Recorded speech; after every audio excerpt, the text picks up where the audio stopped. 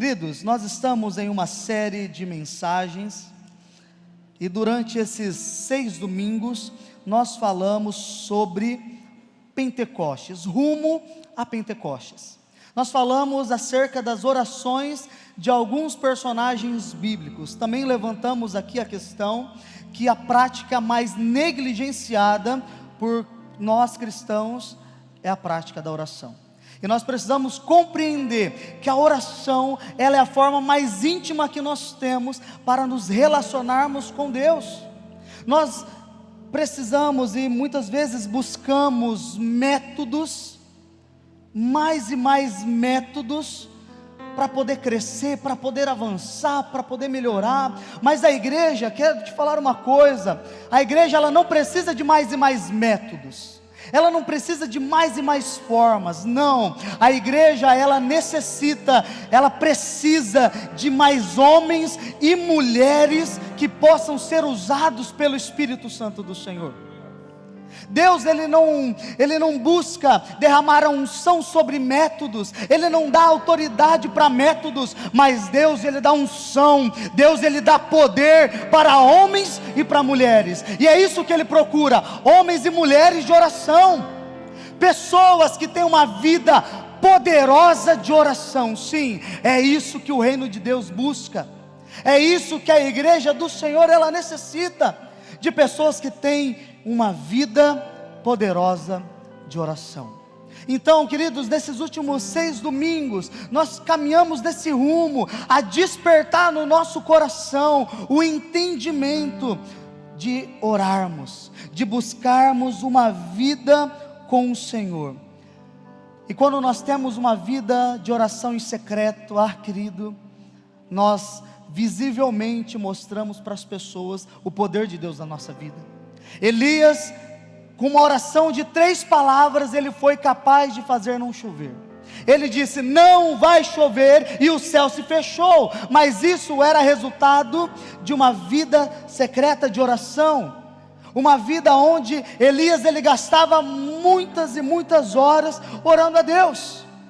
Sim, quando nós temos uma vida de oração, nós podemos fazer orações públicas que podem ser curtas, e Deus ele agir, e Deus ele se manifestar, e Deus ele abençoar. E hoje, o último personagem bíblico para encerrarmos essa série é o profeta Isaías. Nós vamos ver o que Deus ele fez ao profeta entrar no templo de um jeito totalmente triste, angustiado.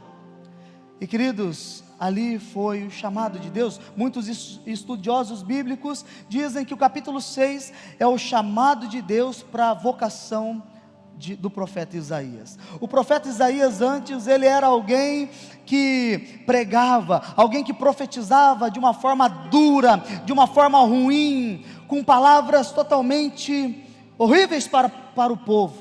Mas Deus ele fez algo na vida de Isaías, e eu creio que no nome de Jesus Ele também fará na nossa vida, amém? Quem crê nisso? Glória a Deus.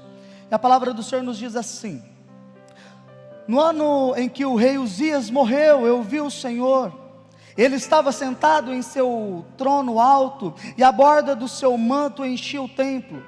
Assim, acima dele havia serafins, cada um com 6 asas. Com 2 asas cobriam o rosto, com 2 cobriam os pés, e com 2 voavam.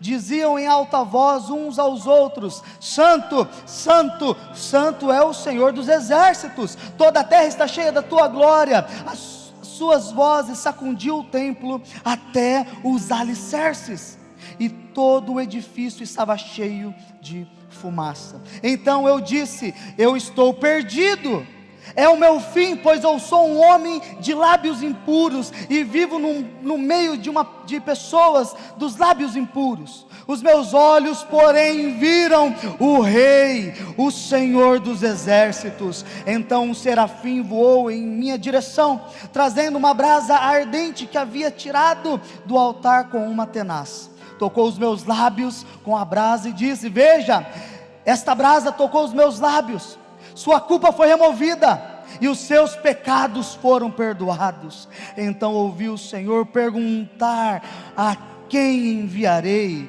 E quem há de ir por nós? E eu respondi: eis-me aqui, envia-me a mim. Feche os seus olhos, vamos falar com o Senhor. Deus, até aqui nós demonstramos a nossa adoração, o nosso louvor, a nossa gratidão ao Senhor. Nós, como seu povo escolhidos, como a sua nação santa, seus filhos, nos reunimos aqui nessa noite. E Deus, nós não queremos sair daqui sem que a sua palavra venha de encontro com as nossas vidas. Deus, no nome de Jesus, que ao meditar da sua palavra, possamos sair daqui totalmente revestidos e transformados pelo poder dela. Oh Deus, nós te pedimos, ó Pai, que nessa noite não haja impedimento para que o Senhor possa agir no meio do teu povo. Deus, tenha total liberdade, fala com o teu povo, Pai, porque o seu povo reunido aqui está querendo ouvir a tua voz. Deus, no nome de Jesus, nesse dia de Pentecostes, venha sobre a nossa vida, sopre sobre nós, ó Pai, o vento do teu Espírito Santo, e assim como a igreja de Atos, possamos ser cheios de Ti, cheios do Teu Espírito, no nome de Jesus. E é essa oração que nós fazemos com fé e gratidão, amém. Glória a Deus. Dê mais um glória a Deus aí, queridos, no nome de Jesus. Glória a Deus, glória a Deus. Sabe, Pentecostes para o povo judeu, para eles era os 50 dias, um tempo de 50 dias, até eles irem para a festa de Pentecostes. Mas para nós, cristãos, servos do Deus vivo, que experimentamos a Jesus na nossa vida, Pentecostes para nós é o fogo, é o poder de Deus, é a manifestação do amor dele, da graça dele sobre o mundo. E nós que somos salvos, já experimentamos desse poder no nome de Jesus. Amém? Queridos, aqui Isaías, ele começa a dizer no capítulo de número 6, que no ano em que o rei Uzias morreu, ele foi até o templo do Senhor. O rei Uzias, ele era um dos grandes reis de Judá. Isaías, ele estava preocupado, ele estava angustiado com a morte do rei, porque ele tinha convicção que a estrutura política e a condição espiritual do povo seriam completamente influenciadas, porque o rei ele foi morto. Então, com grande agonia, nós vemos o profeta, ele entrar no templo do Senhor, com uma grande tristeza, com o seu coração pesado, com o seu espírito angustiado. Ele entra no templo. Isaías, ele estava nessas condições, mas Isaías, por ter um relacionamento com o Senhor, ele sabia que naquele momento só o Senhor poderia confortar o seu coração. Então ele entra no templo com a esperança que o Senhor, ele poderia fazer alguma coisa sobre a sua vida. Ele sabia que era no templo que ele poderia encontrar o conforto do Senhor. E nós vemos que nesse tempo de oração de Isaías, nesse tempo de meditação, quando ele está orando, que ele está no momento de contrição, nós vemos, e ele declara que ele participa do momento ali, os céus se abrem, e de repente ele tem uma visão dos céus, e ele relata que ele vê o Senhor assentado no seu alto e sublime trono, cheio de glória. E através da experiência de Isaías, Deus, ele confirma em seu coração que os governantes terrestres, eles vêm e vão, mas quem governa tudo e todos, esse é o Rei eterno, e esse não passará, ele reina eternamente. Isaías, ele foi purificado, e consequentemente ele foi comissionado pelo Senhor. Consequentemente ele foi comissionado, sim, no ano da morte do rei Uzias. Ele foi comissionado, ele foi chamado pelo Senhor no seu momento de dor, no seu momento de aflição, no momento que talvez ele não estava esperando algo do Senhor, e foi exatamente nesse momento que o Senhor chama a Isaías, que ele purifica Isaías, e que Isaías, ele então entende o seu chamado.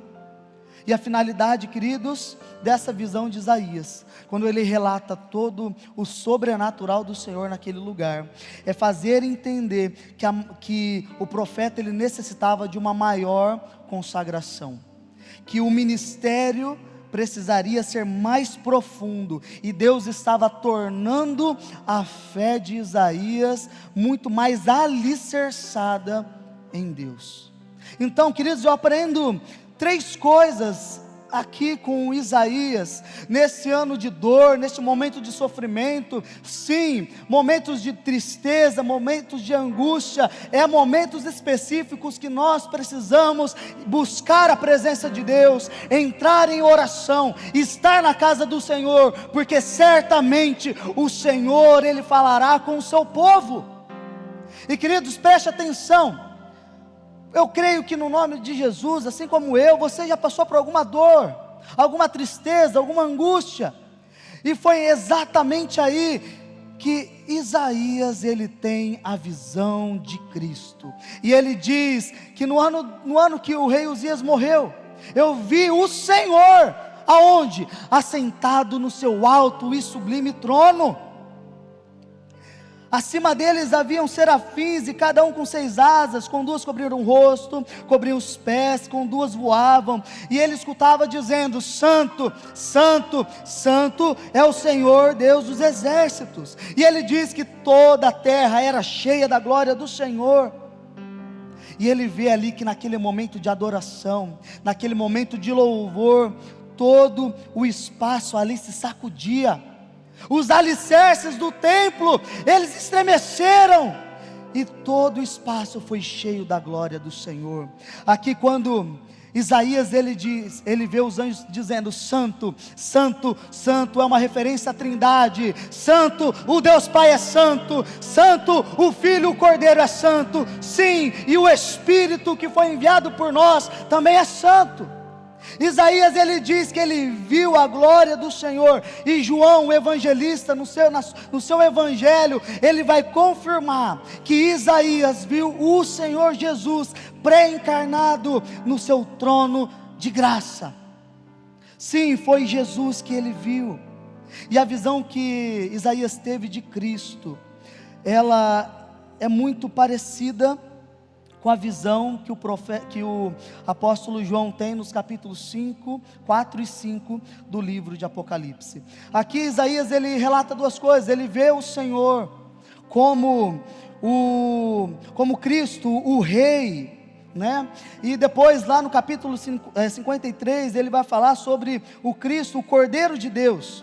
Diferente de João, quando ele tem uma visão mais completa, ele já vê o Cristo reinando, o Cristo que é o Cordeiro de Deus, aquele que tira o pecado do mundo, aquele que pagou o preço para a nossa redenção. Aqui nós temos essas 2 comparações. João ele vê algo mais estruturado. Isaías no primeiro momento ele vê o Senhor, Jesus, o nosso amado, o adorado.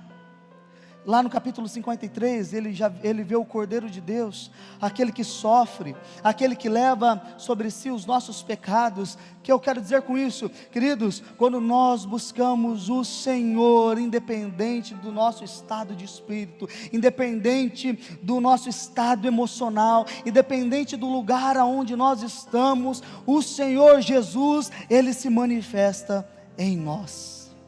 Jesus, ele se manifesta em nós. Isaías, queridos, quando ele olha os anjos adorando, ele fala: o que eu estou fazendo aqui? Isaías ele percebe, ele consegue ter uma visão de si mesmo. Isaías ele nos diz assim: eu estou perdido, é o meu fim, pois eu sou um homem de lábios impuros. Eu vivo no meio de um povo de lábios impuros, mas os meus olhos viram o Rei dos Reis, o Senhor Deus dos exércitos.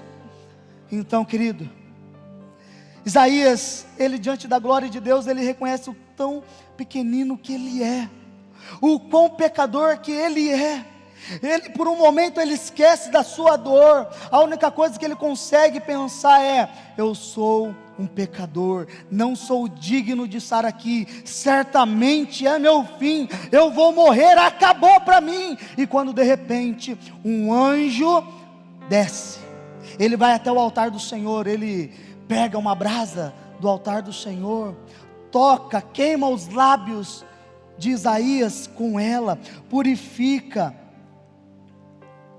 E então, Isaías ele nos diz assim: tocou nos meus lábios com brasa e disse, veja, esta brasa tocou os seus lábios, sem culpa foi removido, sua culpa foi removida, e os seus pecados foram perdoados. Quando Isaías ele ora, e na sua oração, ele é humilde, ele reconhece a sua fragilidade, ele reconhece que ele é um pecador. Quando ele se arrepende na sua oração, nós vemos que Deus ele dá a liberdade para que um anjo desce até Isaías, e com uma brasa diretamente do altar, ele purifica os lábios do profeta Isaías. Isaías então ele é purificado dos seus pecados. O Senhor ele muda a forma como Isaías fala.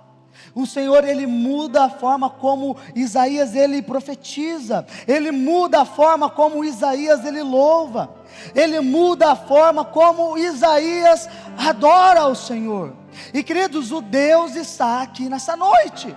Os céus nessa noite foram abertos, e o Senhor está presente aqui. E se você, como Isaías, entrou aqui hoje decepcionado, angustiado, triste, agoniado, e se talvez você, todo esse processo de adoração, a presença do Espírito Santo, fez você compreender que você é um pecador, que você não é digno de estar aqui nessa noite, deixa eu dizer uma coisa: Ele está aqui, e não fique assustado se o Senhor queimar os seus lábios com a brasa do seu altar, porque certamente assim Ele fará nas nossas vidas. Não fique assustado com o mover do Senhor nesta noite, porque sim, se você está como Isaías, reconhecendo que você não é digno, saiba que o preço foi pago. Ele fez uma promessa, e Ele cumpriu essa promessa. Sim, você pode ser perdoado dos seus pecados, você pode ser restaurado. Deus, Ele vai mudar o jeito que você fala, o jeito que você prega, o jeito como você louva, o jeito como você adora. Assim como foi falado no início do culto, Ele procura por verdadeiros adoradores, e a brasa do altar, quando toca os nossos lábios, nos faz adoradores do jeito que o Senhor procura. Ele procura por verdadeiros adoradores, e assim Ele fará nessa noite, assim Ele está fazendo. Isaías ele profetizava palavras ruins, palavras duras, e depois disso ele começa a profetizar palavras com doçura. Mas pastor, sim, ele continua falando palavras duras, mas ele mostra a ferida agora, e ele dá um remédio, ele oferece um remédio para sarar as feridas. Muitas vezes é o que falta em nós. Muitas vezes nós olhamos para as pessoas e nós julgamos elas, nós dizemos que se elas não se consertarem, elas vão para o inferno. Nós, como cristãos, como testemunhas, nós falamos, profetizamos, e as pessoas não têm sido tocadas, porque nós só estamos mostrando o problema, quando Jesus ele quer que mostre o problema, mas também nós oferecemos o remédio para curar todas as feridas. Jesus ele diz: eu não vim para os sãos. O médico ele não vai para os sãos eles não precisam ser curados, mas eu vim para os doentes, eu vim para os enfermos, eu vim para os pecadores, eu vim para aqueles que nessa noite precisam de mim, precisam da minha presença. Eu ouvi hoje um vídeo no Instagram, de um rapaz dizendo assim: o céu não é para as pessoas boas, o céu é para pessoas ruins. Quem vai para o inferno são pessoas boas. Por quê? Quem é bom não precisa de Jesus. Quem se diz assim, eu sou bom, não preciso de nada, não preciso de igreja, não preciso me consertar, eu estou feliz do jeito que eu estou, eu não preciso. Parabéns, você é bom, você vai para o inferno. Porque Jesus, ele veio para os ruins, ele veio libertar os ruins. Aí você fala, então eu posso ser ruim? Não é isso. Jesus, ele veio para os ruins, para mudar a sua vida, para que você possa ter a experiência de uma nova mudança de vida. Sim, Jesus, ele veio para os ruins. O céu é o lugar dos ruins. Então, se você é uma pessoa ruim, glória a Deus por sua vida, porque Jesus veio salvar você no nome de Jesus.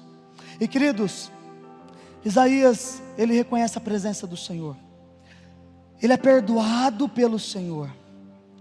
Isaías, então, ele recebe uma visão da missão a se cumprir. No verso de número 8, ele diz assim, que ele ouviu o Senhor a perguntar, a quem enviarei? Quem há de ir por nós? Então eu respondi, eis-me aqui, envia-me a mim. Isaías, ele achava que ele era autossuficiente? Não. Mas ele viu o que Deus estava fazendo com ele naquele lugar. Ele ouve a voz do Senhor, e esse clamor do Senhor, nós precisamos entender. Jesus, ele diz que o mundo já é do maligno. Nós vemos tantas tragédias, tantas coisas horríveis no mundo, tantas coisas horríveis. Nós temos um inimigo que ele trabalha dia e noite para destruir a nossa vida. Nós temos um inimigo da nossa alma, que está trabalhando todos os dias, todas as horas, para nos destruir. E esse inimigo das nossas almas, ele odeia tudo que é do Senhor. E hoje, queridos, enquanto nós estamos aqui, há milhares de pessoas que estão morrendo sem o Evangelho. Há milhares de pessoas que estão morrendo sem conhecer a esperança. E eu vejo aqui Deus clamando, quem há de anunciar a essa multidão que ainda não conhece a esperança? Quem há de ir por nós? Quem é que pode se levantar e falar? E quando eu vejo Deus, ele fazendo essa pergunta no lugar aonde Isaías estava, eu imagino, e certamente eu acredito no meu coração, que Deus, ele tinha em mente a vida dessas milhares de pessoas que neste momento estão morrendo sem conhecer o amor de Deus. Muitos estão morrendo, muitos nessa noite estão trancados num quarto agora, tirando a sua vida. Muitos agora estão pegando uma corda, pendurando no ventilador no teto, para tirar a sua vida. Muitos agora estão injetando drogas e mais drogas, estão morrendo. Muitos agora estão destruindo a sua vida com tudo de bom e melhor que o mundo está oferecendo. Neste exato momento, pessoas estão se prostituindo, muitas pessoas neste momento estão perdendo a sua vida sem conhecer o amor de Deus. E quando eu vejo Isaías e a sua disposição, a resposta do clamor de Deus, que Deus, ele está dizendo, quem vai falar para essas pessoas do meu amor? Quem vai falar sobre o meu filho para essas pessoas? E quando Isaías, ele diz assim, eis-me aqui, envia a mim, eu vejo como uma resposta a Atos 1, versículo de número 8, quando Jesus, ele diz assim, e vocês receberão poder ao descer sobre vós o Espírito Santo, e vocês serão as minhas testemunhas em Jerusalém, em toda a Judéia, Samaria e até os lugares mais distantes da terra. E queridos, eu quero reinterpretar aqui nessa noite, pastor Tiago, você me permite isso, em nome de Jesus? Eu quero reinterpretar a palavra testemunha. A palavra testemunha no original, ela significa servir até a morte, ir até a morte. Mas nessa noite eu quero reinterpretar essa palavra dizendo que testemunha é um contador de bênçãos. Deus, nesse dia de Pentecostes, Ele está nos chamando para sermos contadores de bênçãos, para que nós possamos ser contadores das maravilhas do Senhor. Nós ficamos presos muitas vezes somente na ação do poder, quando em Atos 2, quando se cumpre Pentecostes, o Espírito Santo é derramado, eles são cheios de poder, eles falam em outras línguas, há uma unção, há autoridade sobre eles. Uau, isso é maravilhoso, eu amo. Mas queridos, há um propósito depois. Há ali uma multidão reunida lá fora. Eles veem os apóstolos, eles dizem, eles provavelmente estão bêbados logo de manhã, e Pedro, cheio da autoridade, ele diz: isso aqui não é bebedice não, bebedeira não, isso aqui é poder de Deus. Aí Pedro, ele começa a anunciar a palavra do Senhor, cheio do Espírito Santo. Ele começa a pregar a palavra de amor. Ele diz que Deus estava cumprindo, assim como ele fez em Joel. Ele fala sobre o sacrifício de Cristo, e ele disponibiliza a palavra do Senhor para aquela multidão, aonde todos os que creram foram batizados, todos os que creram foram salvos. E queridos, Lucas, ele vai dizer que dia após dia o Senhor acrescentava na igreja os que estavam indo salvos. Aí me pergunta, qual que é o método que eles estavam usando? Qual era a forma de pregação? Qual era o meio? Não era meio, não era forma, mas era o poder. Eles tinham o poder, eles tinham a presença do Senhor que os guiavam para que eles pregassem e anunciassem, para que eles contassem as bênçãos, compartilhassem as maravilhas do céu. Foi para isso que nós fomos chamados, e Pentecostes para nós é isso, é o amor de Deus. Nós vemos no Antigo Testamento, quando Deus ele separa o povo com várias línguas, mas em Atos 2, o amor dele une de volta as pessoas. E eu te pergunto, a palavra do Senhor é para quem? É para alguns, ou a palavra de Deus é para todos? É para todos. Infelizmente nem todos creram, infelizmente nem todos crerão, mas há aqueles que creem. Por isso que nós precisamos ter a mesma disposição que Isaías e dizer: Senhor, eis-me aqui, Senhor, envia a mim. Queridos, você precisa começar a orar, você precisa começar a ter uma relação íntima com o Senhor. Esse é o primeiro passo na sua vida. É o primeiro passo para você experimentar do poder do Senhor, a querer ter uma vida com o Senhor. A palavra dele diz, Jesus ele nos diz, que aquele que busca, encontra. O que você está querendo buscar nessa noite? O que você veio buscar aqui nessa noite? Talvez você veio angustiado, procurando um consolo, uma palavra de prosperidade, uma palavra de renovação, mas nessa noite, a palavra do Senhor, ela também é uma palavra de envio. Ele quer enviar os filhos dele, Ele quer enviar as filhas dele, para serem contadores das maravilhas que Ele tem operado no nosso meio. Foi para isso que Ele nos chamou aqui nessa noite, é por isso que nós estamos celebrando o Pentecostes nessa noite.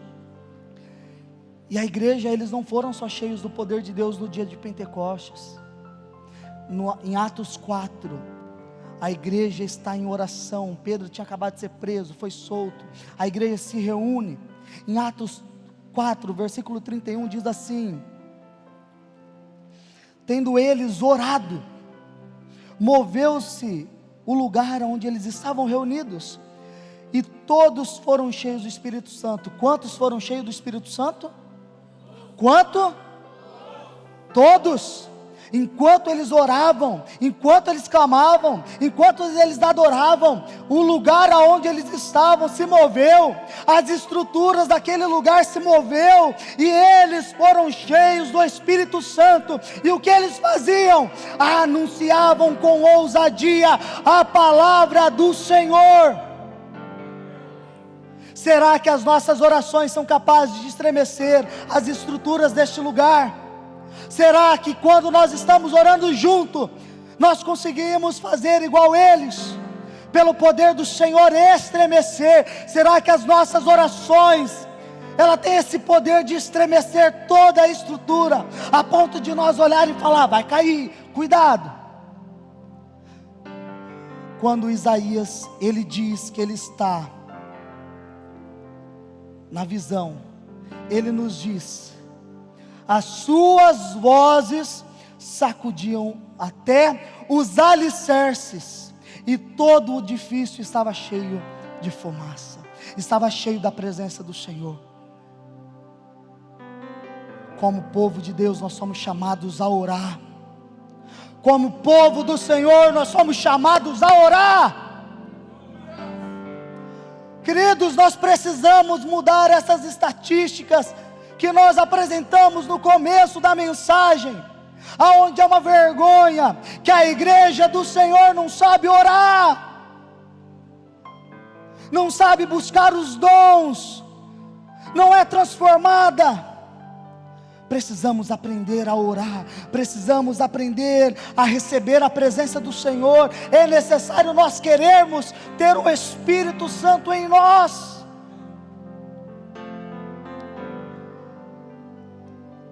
Que nessa noite os nossos lábios eles possam ser purificados. Que nessa noite o Espírito Santo mude a sua forma de pensar, a sua forma de agir, a sua forma de falar no trabalho, a sua forma de falar na sua casa, a sua forma de falar com seus filhos, a sua forma de falar na igreja. Que no nome do Senhor você seja cheio do Espírito Santo. Ele está aqui neste lugar. E você, querido, que está aqui, mas ainda não entregou a sua vida para Jesus, saiba que esse é o primeiro passo. E entregando a sua vida para Jesus, você será selado com a promessa do selo do Espírito Santo. Mas se você já é um cristão, e assim como Isaías entrou aqui nessa noite, triste, com o coração amargo, rancoroso, decepcionado, desesperado, saiba, querido, que no nome de Jesus, o Senhor, Ele pode mudar as nossas vidas. Se você também olha e fala assim: eu sou um pecador, como é que eu vou ser um contador de bênçãos se eu sou um pecador? Deus, Ele quer convidar você a experimentar algo novo da parte dEle. Nesse dia de Pentecostes, Ele quer fazer com que você experimente algo novo. E assim como Isaías, o Senhor, Ele, assim como foi com Isaías, Ele também está clamando nessa noite: quem há de ir por nós, a anunciar a palavra para aqueles que estão sem esperança. Nós somos a resposta do Senhor, só que só recebe quem quer, só recebe quem busca. Nessa noite, Deus, Ele quer mudar toda a nossa estrutura de vida, para que o reino dEle possa avançar, mas você precisa querer.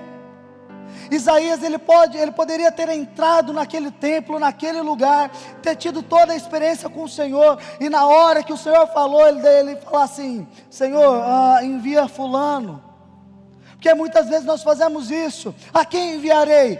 Eis-me aqui, Senhor, eu sou aqui.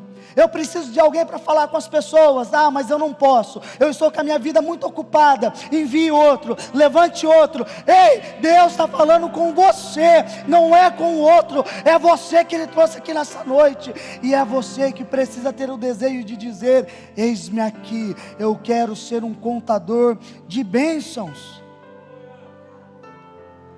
Eu quero ser purificado pelo Senhor. Eu quero ser transformado pelo poder da palavra do Senhor. Ou talvez você diz: eu quero receber do Espírito Santo do Senhor. Se você entende a importância de receber o Espírito Santo, se você entende a importância de você ser marcado pelo selo do Senhor e receber uma nova experiência de vida, se você entende que fazer parte da igreja do Senhor é ser chamado por Ele, é ser uma testemunha, é ser um contador de bênçãos, então eu quero convidar você a orar.